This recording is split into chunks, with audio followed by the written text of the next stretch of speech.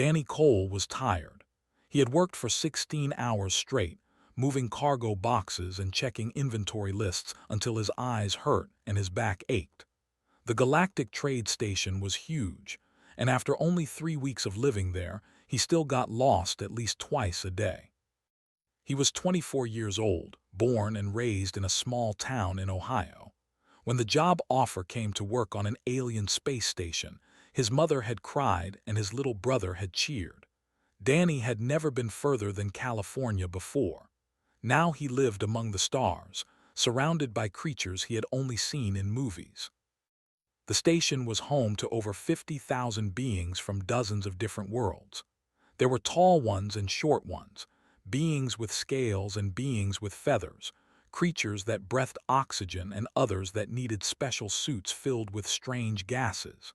Danny had learned to smile and nod at all of them, even when they scared him a little. Tonight, all he wanted was to find the recreation lounge on Deck 17. He had heard there was a card game happening, and some other humans would be there. He missed speaking to people who understood his jokes and knew what pizza tasted like. The corridors of the station all looked the same to Danny. Walls, soft lighting, doors every few meters. Each door had a small panel beside it with symbols he still could not read very well. He had been taking language classes, but there were so many different alien alphabets that his head spun. He turned left at a junction, then right, then left again. The corridor grew quieter. The lights here had a soft purple tint instead of the usual white. Danny frowned. This did not look like the path to the recreation lounge. He stopped in front of a door and looked at the panel. The symbols meant nothing to him, but he was tired and frustrated and he decided to just try it. Maybe it was a shortcut. Maybe someone inside could give him directions. He pressed his palm to the scanner. The door slid open with a soft hiss. The room inside was beautiful. Soft violet light filled the space, coming from glowing panels on the walls. The floor was covered with thick cushions in deep blue and silver colors. Strange plants with crystal leaves sat in corners, giving off a gentle, sweet smell. Soft music played from somewhere, a melody that rose and fell like waves on a beach. And in the middle of the room stood 2 alien women. Danny froze. His mouth fell open and no words came out. The first woman was tall, almost 2 meters. Her skin was a beautiful silver blue color that seemed to shimmer in the light. Her eyes were large and amber, like pools of honey. Her hair was white and flowed down her back like water. She wore a long robe of deep purple that matched the light in the room. The second woman was shorter but no less striking. Her skin was pale lavender, almost like a spring flower. She had delicate features and dark eyes that sparkled with intelligence. But what made Danny stare were her arms. She had 4 of them, 2 on each side, all moving gracefully as she held a data tablet. Both women turned to look at him. The room went silent. Danny finally found his voice. "I am so sorry," he said quickly. "Wrong room. I was looking for the recreation lounge. I will leave right now."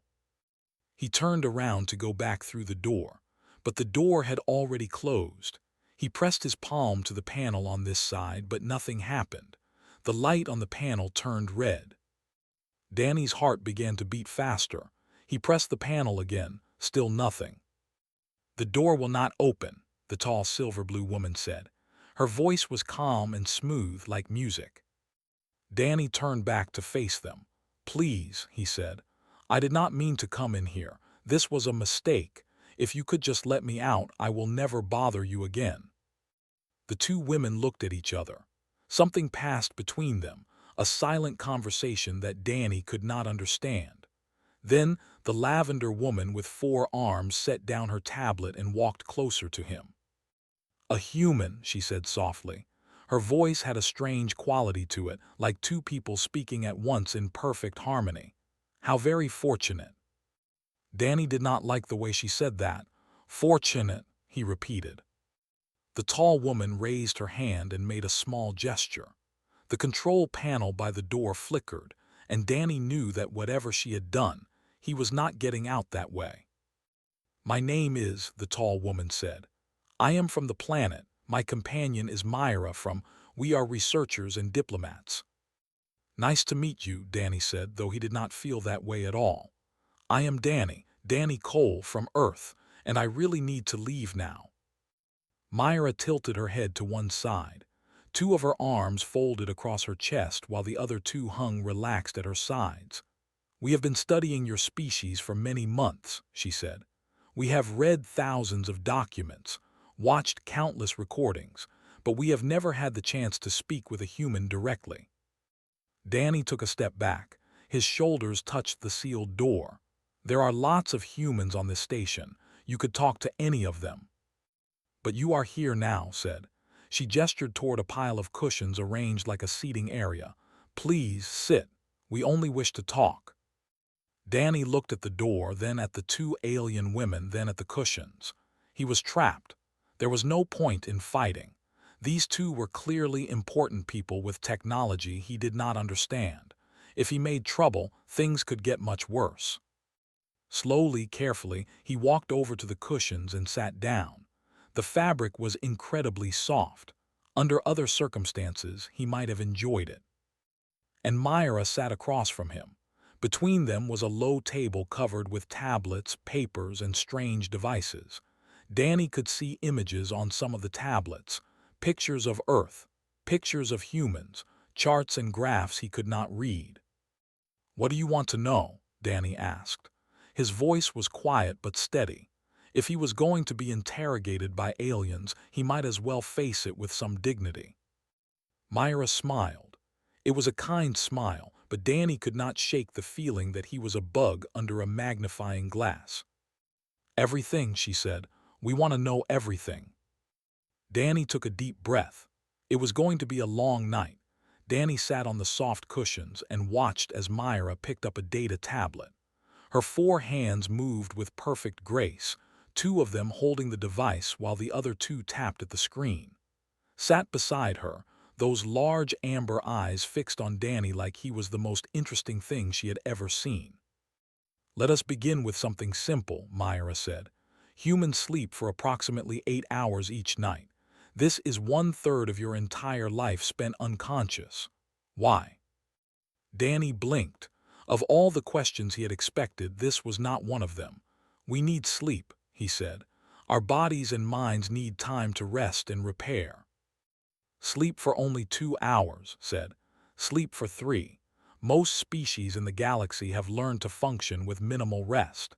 Yet humans remain stubbornly inefficient in this regard. Danny shrugged. I guess we just work differently. Myra made a note on her tablet. Tell us about coffee, she said.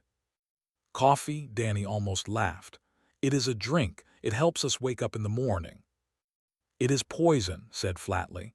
Caffeine is a toxic compound that would kill many species in small doses. Yet humans consume it daily, often multiple times. Some of you are addicted to it.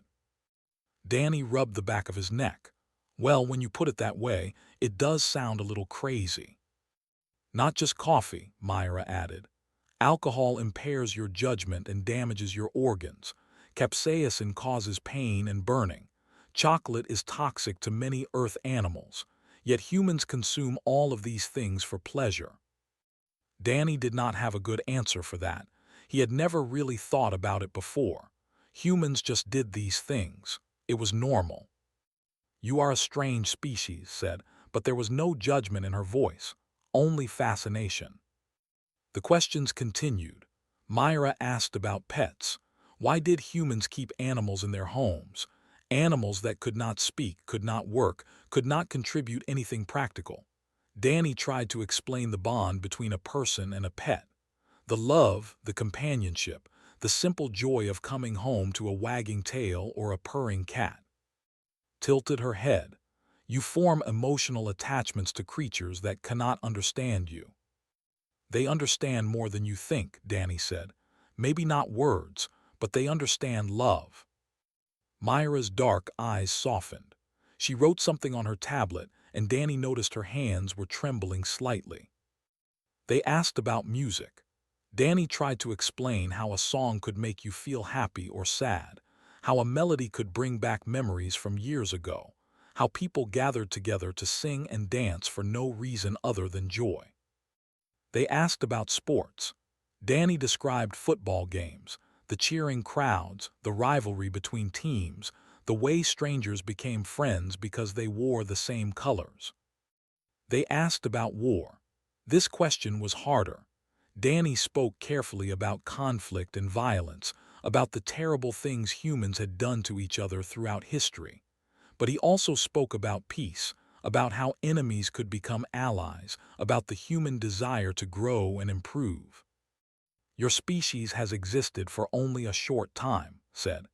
Yet in less than 200 years, you have spread across dozens of star systems. You have formed alliances with species that were enemies for thousands of years. You have adapted to environments that should have killed you. Danny nodded slowly. He had never thought of humanity from an outside perspective before. When you lived something every day, you did not notice how strange it might seem to others. The Galactic Council is afraid of you, Myra said quietly. Danny felt a chill run down his spine. Afraid? Why would anyone be afraid of us? Leaned forward. Because you do not follow the rules. Every other species in the galaxy has patterns, limits, predictable behaviors. But humans are chaos. You do things that make no logical sense and somehow you succeed. You take risks that should destroy you and somehow you survive. We are just trying to find our place, Danny said. We do not want to hurt anyone. That is what makes you dangerous, Myra said. You do not even realize your own power. Danny fell silent. He looked at the tablets scattered across the table, at the years of research these two women had done on his species. They had read every book, watched every movie, studied every war and every peace treaty, and still they did not understand. What are you really trying to learn? Danny asked. What is the point of all this research? And Myra exchanged a glance. For a moment, neither of them spoke. We are trying to understand if humanity can be trusted, said finally. If you can be partners in building a peaceful galaxy, or if you will tear everything apart. Danny thought about this for a long moment. He thought about the good things and the bad things in human history, the heroes and the villains, the moments of kindness and the moments of cruelty. I cannot speak for all of humanity, he said slowly. I am just one person, a cargo worker from Ohio who got lost on his way to a card game, but I can tell you what I believe. Both women leaned closer, waiting. I believe that most humans are good, Danny said. We make mistakes, we do stupid things, we fight and we hurt each other sometimes. But at the end of the day, we want the same things everyone else wants. A safe home, people to love, a reason to wake up in the morning. Myra set down her tablet. Her four hands rested in her lap, still and quiet. We have studied humanity for so long, she said softly, but this is the first time I think I am beginning to understand. Danny managed a small smile. Does this mean I can leave now? Shook her head. Not yet, there is still much more we wish to learn. Danny sighed and settled back into the cushions. He was still a prisoner, but for some reason he did not feel as afraid as before. These two alien women were not his enemies. They were just trying to understand. And maybe, Danny thought, that was not such a bad thing after all. Several hours had passed. The violet light in the room had dimmed slightly, and Danny guessed it was simulating nighttime on whatever planet these two came from. His body was tired, but his mind was wide awake. Had brought him food from a synthesizer built into the wall. The machine had scanned him first, a beam of light passing over his body, and then produced a meal that looked and smelled surprisingly like his mother's cooking. Mashed potatoes, green beans, and something that tasted almost like chicken. Danny had eaten every bite. Your food production technology is impressive, he said between bites, but it is not quite the same as the real thing. You can tell the difference, Myra asked. She sounded surprised. Of course, home cooking has a feeling to it, a memory. My mother used to make food like this every Sunday. The whole family would sit around the table and talk about our week. Myra picked up her tablet and made another note. Family rituals, she murmured. Another human behavior we do not fully understand. Danny set down his empty plate.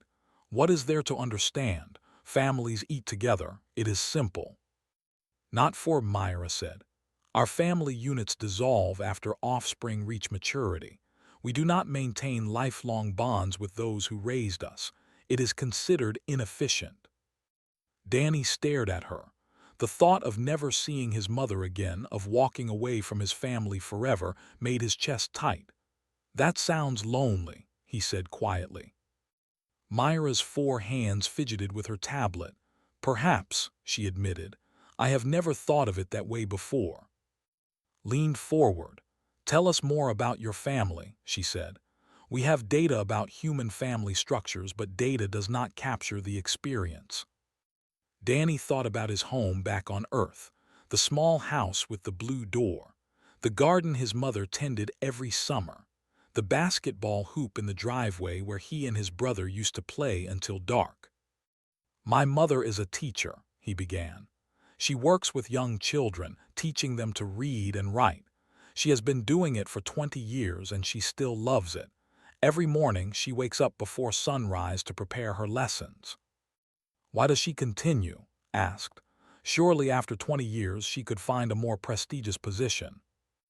Danny smiled. She does not care about prestige. She cares about the kids.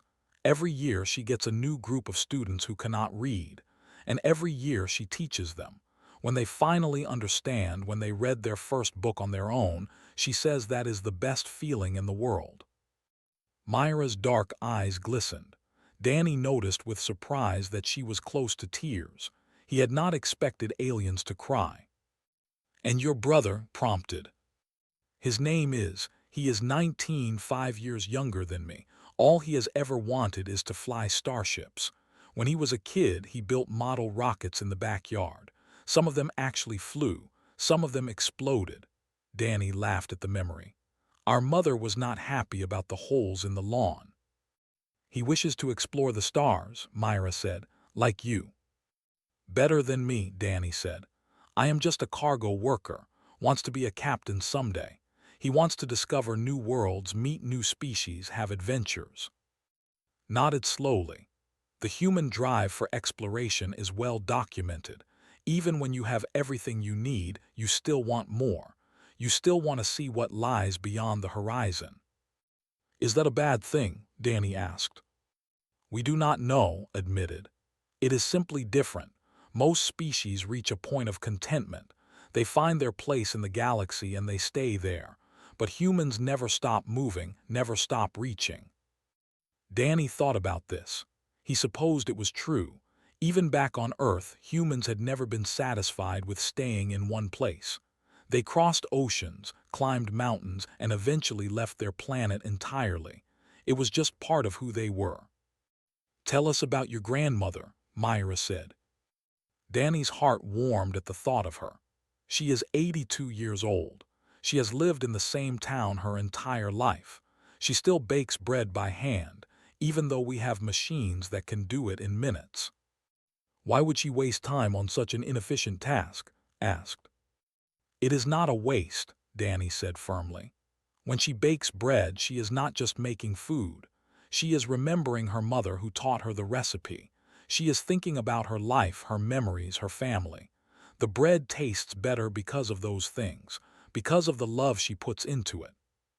The room fell silent. Myra set down her tablet completely. Her 4 hands pressed together in what Danny recognized as a gesture of deep thought. This is what the council does not understand, she said finally. Her voice was barely above a whisper. What do you mean? Danny asked. Myra looked at him with those dark, intelligent eyes. The Galactic Council sees humanity as a threat because you are strong, adaptable, and unpredictable. They think your power comes from your technology or your numbers, but they are wrong. Picked up where her companion left off. Your true power comes from this. She gestured at Danny at the space between them. From the way you connect with each other, the way you create meaning out of ordinary moments, the way you love. Danny did not know what to say. He was just a normal person telling stories about his family. He had never thought of it as powerful. Humans are not dangerous because you are strong, Myra said. Her voice trembled with emotion. You are dangerous because you care. You care about each other, about strangers, about creatures that cannot even understand you.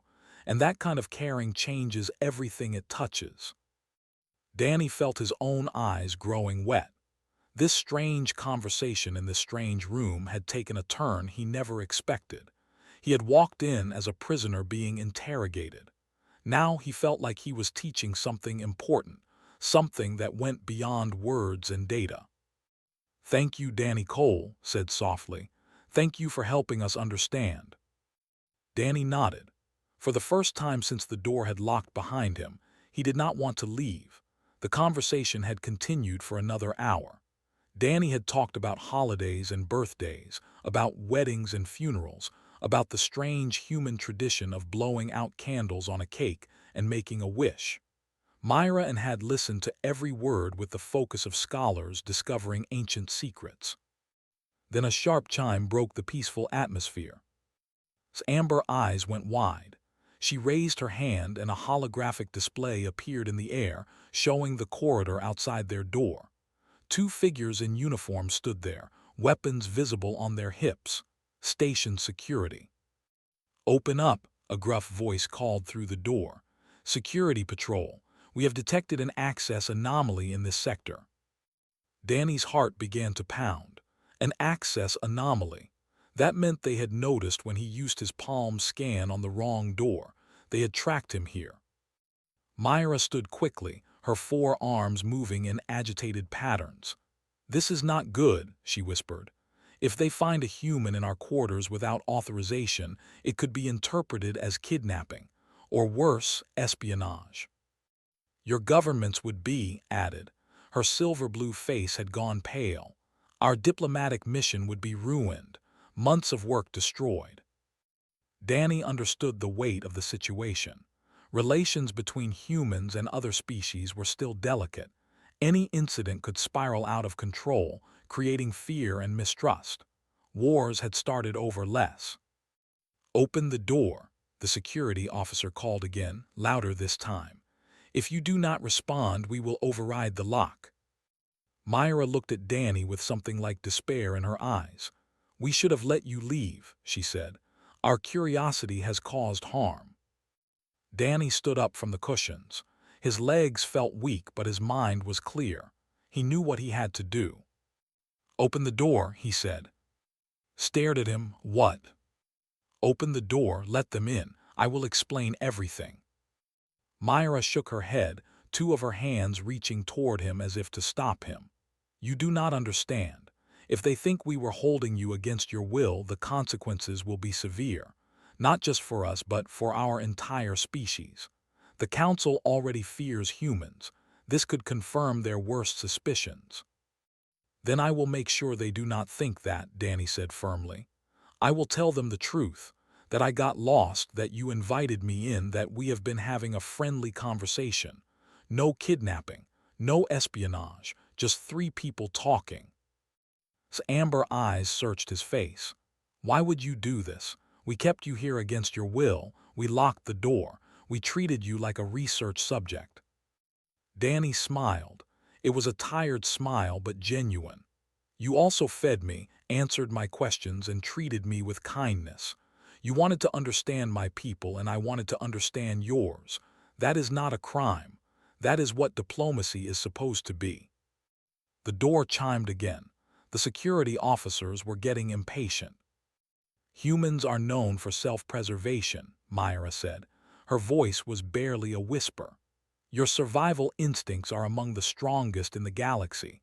Why would you risk yourself for strangers?" Danny thought about his grandmother, baking bread with love. He thought about his mother, dedicating her life to children who were not her own. He thought about dreaming of stars he had never seen. "Because that is who we are," he said. "We take care of each other. Sometimes that means taking care of strangers too. Hesitated for a long moment. Then she raised her hand and gestured toward the door. The lock clicked. The door slid open. Two security officers stepped inside.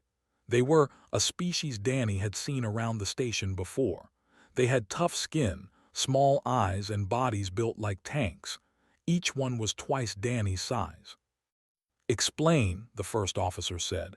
His hand rested on his sidearm. "Why is there a human in a restricted diplomatic suite?" Danny stepped forward before or Myra could speak. He kept his hands visible and his voice calm. "Good evening, officers. My name is Danny Cole.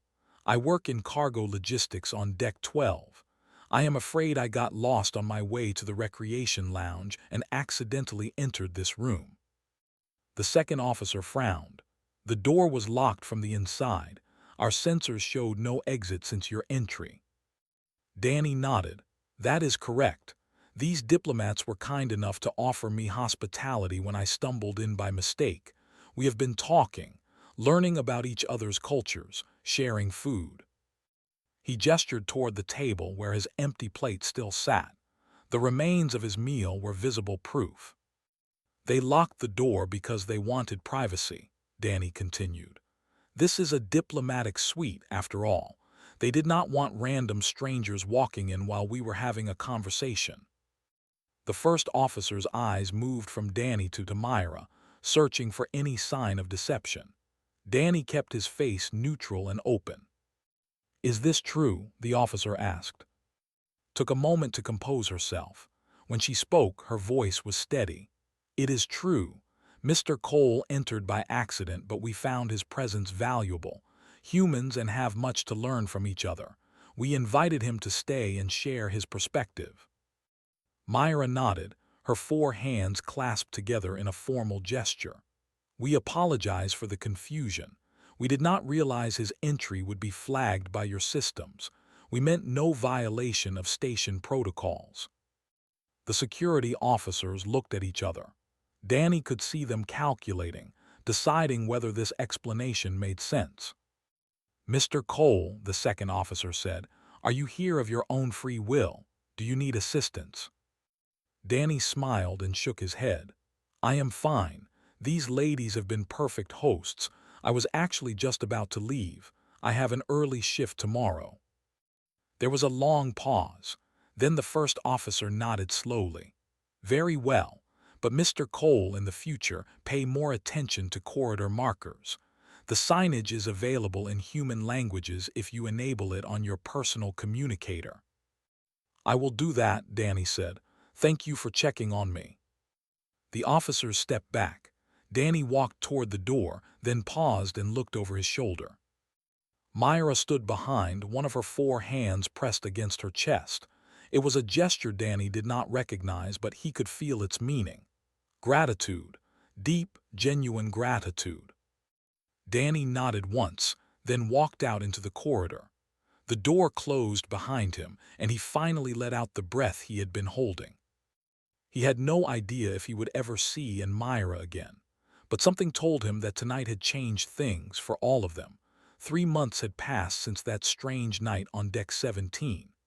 Danny had gone back to his regular life, moving cargo boxes and trying not to get lost in the station's endless corridors. He thought about Myra often, wondering if their research was going well, wondering if they ever talked about him. He had not tried to contact them. They were important diplomats with important work, and he was just a cargo worker from Ohio. Their worlds were too different, their paths unlikely to cross again. Then one morning, Danny woke up to find an urgent message blinking on his personal communicator. He rubbed sleep from his eyes and tapped the screen. The message was short, but it changed everything. It was a formal invitation, stamped with official seals from both the government and the Galactic Council. Danny was being invited to a diplomatic summit on the. His travel expenses would be covered. His job would hold his position while he was gone, and his name had been specifically requested. Danny read the message 3 times before he believed it was real. 2 weeks later, he stepped off a transport ship onto a world unlike anything he had ever imagined. That was covered in vast purple forests and silver oceans. The sky was a deep rose color, and 3 small moons hung on the horizon even in daylight. A delegation was waiting for him at the landing platform, and at the front of the group stood 2 familiar figures. Myra walked toward him first, her 4 arms open in welcome. Her lavender face was bright with joy. "Danny Cole," she said, "you came." Stood beside her, tall and elegant, her silver-blue skin glowing in the rosy light. "We were not sure you would accept," she admitted. "Humans are busy people. You have many demands on your time." Danny smiled and shook his head. "When an alien princess invites you to another planet, you do not say no." Myra laughed, a sound like bells ringing in harmony. "I am not a princess. I am a researcher." "You are a princess to me," Danny said. They led him through the city, a place of graceful towers and floating gardens, walked along wide streets, their 4 arms gesturing as they talked with friends and family. Many of them stopped to stare at Danny. He was probably the first human most of them had ever seen in person. "Our research was presented to the Galactic Council last month," explained as they walked. "We spent years collecting data on humanity, but it was your words that made the difference." "My words?" Danny asked. Myra nodded. "We recorded our conversation that night. Everything you told us about your family, your culture, your hopes and fears. We presented it to the council alongside our scientific findings." Danny felt his face grow warm. "I did not know I was being recorded." "Would you have spoken differently if you knew?" asked. Danny thought about it. "No," he admitted. "I would have said the same things. They were true." Myra smiled. "That is exactly what the council noticed. Your honesty, your openness, the way you protected us when you had every reason to be angry." They arrived at a great hall, a building made of crystal that caught the light and scattered rainbows across the ground. Inside, hundreds of beings had gathered from across the galaxy. Danny saw species he recognized and many he did not. All of them were watching him as he entered. "The council has reached a decision," said quietly. "For years, humanity was seen as a threat, unpredictable, aggressive, dangerous. Many species wanted to isolate you, to limit your expansion, to keep you contained. But our research changed things," Myra added. "We helped them see that humanity is not just dangerous. You are also capable of remarkable kindness, loyalty, and moral courage." Danny looked around at all the alien faces watching him. Some were curious, some were suspicious, but many seemed hopeful. "Today," said, "the Galactic Council will vote to offer humanity a full seat at the diplomatic table, equal standing with species that have been spacefaring for." Danny's heart pounded.